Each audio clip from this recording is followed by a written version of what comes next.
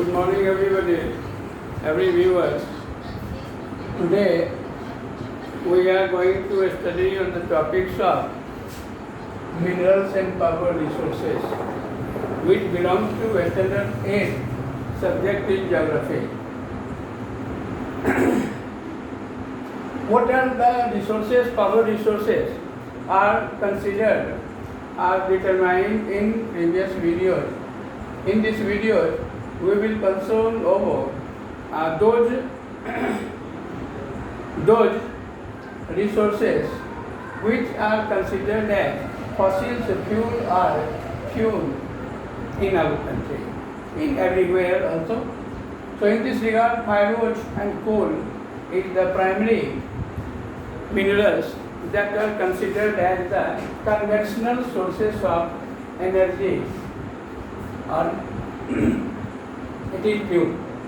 Firewood, in earlier times, wood was used as a fuel.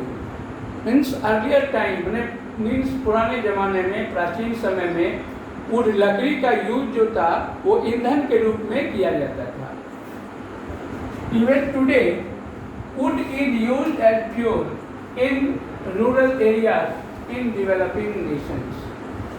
India, our country India, is also the example of developing nation. And in India, where remote areas are in India, which are rural areas and remote areas, in that regions, a large number of people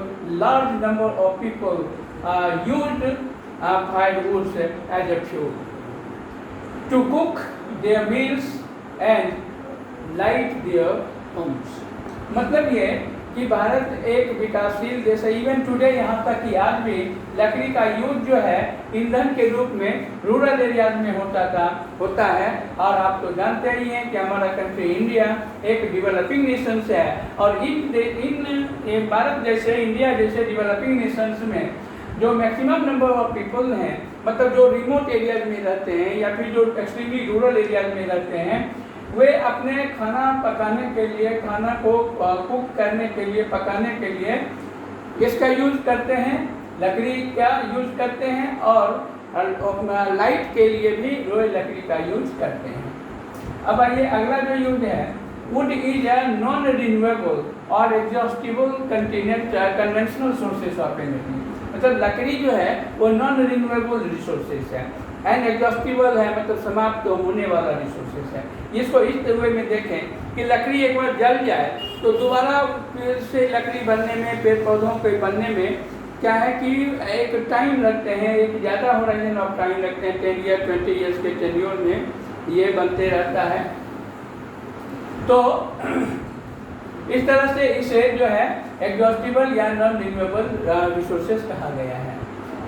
hence it is used as fuel needs to be restricted due to creating pollution.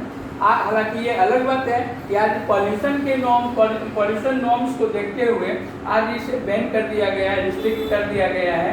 लेकिन overall ये हमारे परंपरा से इसका use होता रहा है. अगला जो फ्यूल्स है, ईंधन है, वो है कोयला.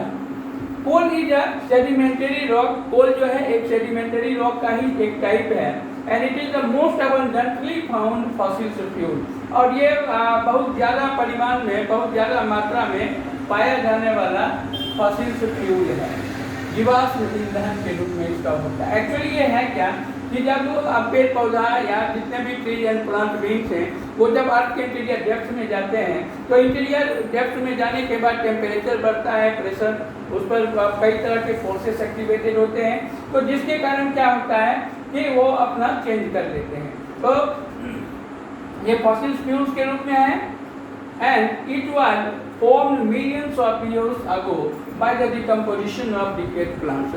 पेड़ पौधे जो भी आज के इंटीरियर डेप्थ में दब जाते हैं, पर दबे रह जाते हैं, और कई वर्षों के डिकम्पोजिशन के बाद, मिलियंस ऑफ ईयर्स के डिकम्पोजिशन के बाद ये जो है कोयला में, कोल में कन्वर्ट हो जाते हैं. It is combustible which composed of carbon. अब इसका जो नेचर है, ये दहन होने वाले सब्सटेंसेस हैं और इनमें कार्बन से ये बने होते हैं, कार्बन कंटेंट्स इसमें ज़्यादा होता है। It is use as domestic fuel, इसका यूज जो था डोमेस्टिक फ्यूल के रूप में भी करते हैं। And in iron and steel industry, iron and steel industry में फर्नेस में इसका यूज होता है। उसके बाद electricity is generated by burning coal is called thermal energy. मतलब इस कोल को जला करके एनर्जी जनरेट किया जाता है। तो ये भी हमारे कन्वेंशनल सोर्स में आते हैं, क्योंकि ये चीज़ें भी परंपरा से हो रही है, बहुत पहले से हो रही है।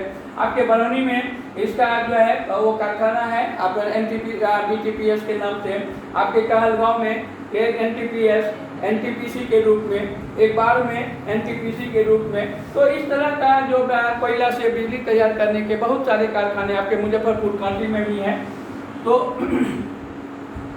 तो इस तरह की जो एनर्जी जनरेट किया जाता है कोयले को जला करके, तो इस एनर्जी को थर्मल एनर्जी कहा जाता है। On the basis of amount of carbon content in it, इसमें जो कार्बन का कंटेंट है उसके आधार पर, उसके कार्बन कंटेंट के आधार पर कोल को क्लासिफाई किया गया है पीट में, लिग्नाइट में, बिटुमिनस में एंड एंथ्रासाइट में। तो इस प्रकार से कार्बन कंटेंट के आधार पर कोयला के 4 प्रकार हैं: पीट, लिग्नाइट, बिटुमिनस एंड एंथ्रासाइट। अगले वीडियो में हम पीट, लिग्नाइट, बिटुमिनस का तो पढ़ेंगे ही पढ़ेंगे, फिर उसके बाद ये भी जानने की कोशिश करेंगे कि वर्ल्ड के किन किन हिस्सों में ये डिस्ट्रीब्यूटेड हैं, इनका माइंस आउट किया जाता है और इसके कौन कौन से प्रोड्यूसर हैं, इंडिया में ये कौन सा एरियाज है। तो आज के लिए बस इतना ही। Thank you very much.